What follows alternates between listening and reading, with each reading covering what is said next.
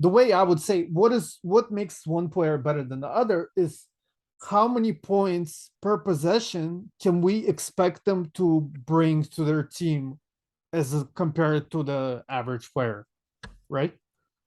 You see what I'm saying? I think that makes sense, but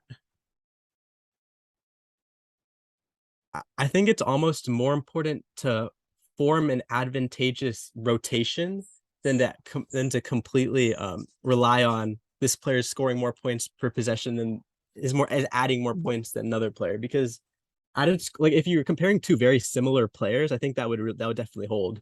But when you're comparing two players that have like very different usages, very different like roles in the offense, um, like the scalability aspect is a lot more difficult to discern.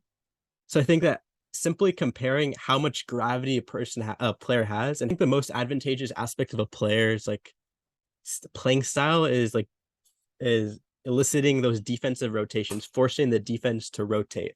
And I think that if there was some sort of stat to show like how much a defense rotates and how much you force, like the extent to which they rotate, I think that would probably be like perhaps the most important but like why? Why? trait.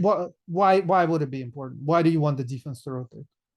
Because I think forcing a rotation, if you look at basketball through like a team sense, it's not Right. necessarily like the So, single player scoring. Like you want, it's the most, as we went before, it's the play that has the highest probability of the entire team scoring. And I think that well, that's what I'm if you, saying.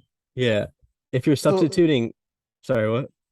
because isn't that expected? How many expected points per possession can they add to their team? Right? Not them personally. How much like their Oh, presence? okay.